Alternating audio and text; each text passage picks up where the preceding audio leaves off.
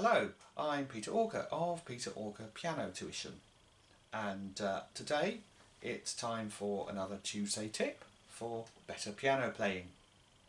I thought what I'd do in this one is to have a look at octave playing. This is something which will come up more frequently as you get a little bit beyond the basics of piano playing. You'll find more and more pieces of music need to use octaves to add colour and expression to the music. It creates a thickening of texture which gives more depth to the sound than just playing simple notes, or single notes I should say. For example, here's a little passage from a Beethoven piano sonata in E. First of all, I'm just going to play it without octaves, just the single notes.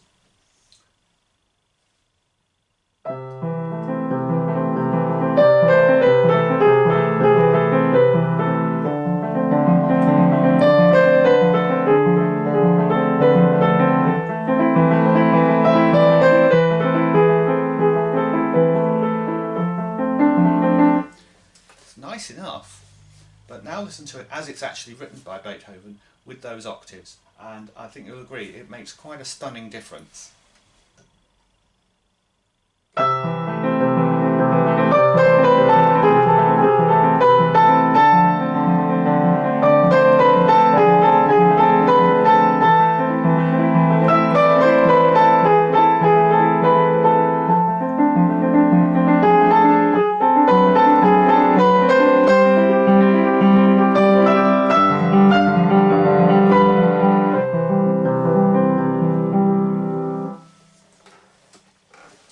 Now, playing octaves, you might be mistaken for thinking you need a great deal of strength in your hand to do that. Actually, it's more technique than strength, and in fact, if you're putting too much power into it, you're going to tire out very quickly, and it's going to hurt, it's going to ache across the wrist. So the first thing to do is to make sure that that wrist is quite flexible and not stiff like a claw.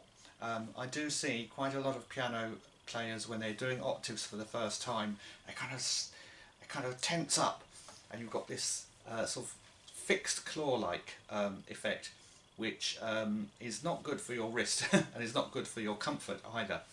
And it actually makes a horrible sound when you convert that to actual piano playing. You need to have your wrist much more relaxed and flexible. So just practice giving your wrist some movements, shake it, relax the wrist as well. When you're playing, use gravity to bring your fingers down onto the keys, and you will get a much more musical sound that way. The other thing which worries people is actually their size of their hand, especially young players whose hand might not be able to stretch the span of an octave. I can understand that. In fact, my hand's not that big. I can stretch an octave quite comfortably, but anything beyond that I am struggling to stretch. So there are tiny little tricks of the trade that you can adopt. Usually they're variations on kind of rolling the octave to a certain extent, and sometimes using the pedal to give the illusion that you've got a continuous sound going on there.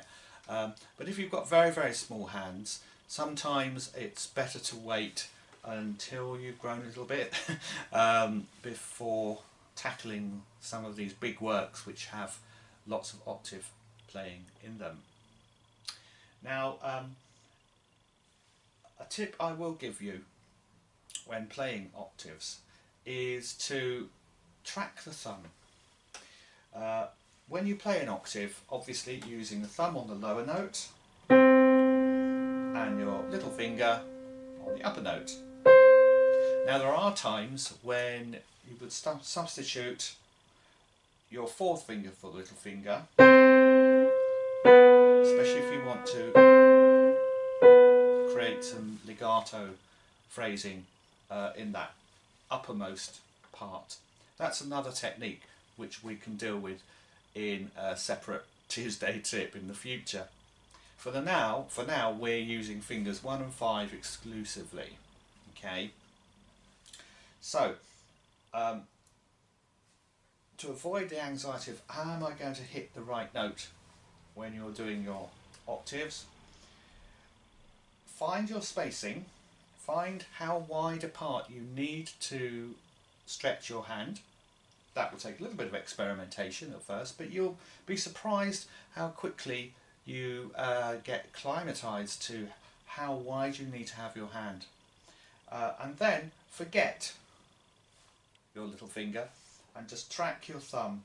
So try doing, at first, try doing a scale, for instance, good old C major, all the white notes, just with your thumb.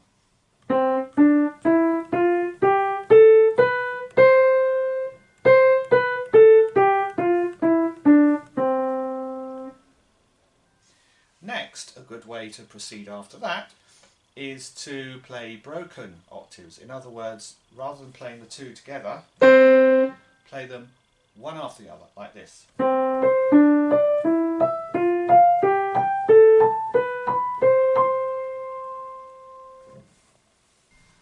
This has the advantage of encouraging you to rotate your wrist a little and keep your wrist a bit more flexible than if you're just doing the solid octaves. And then the third stage, of course, is to play the octave together.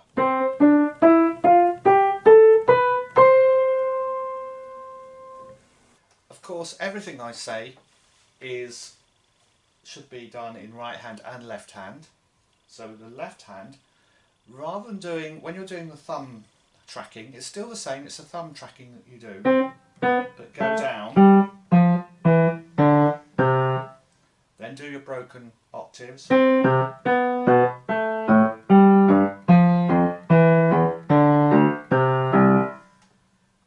then together. I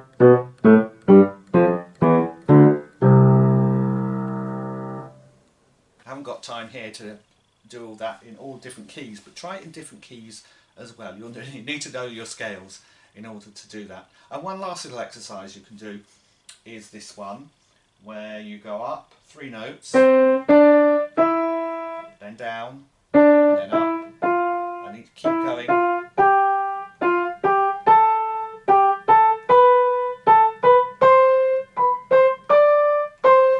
In that way. That's quite a fun one to do. You can even do that as triplets.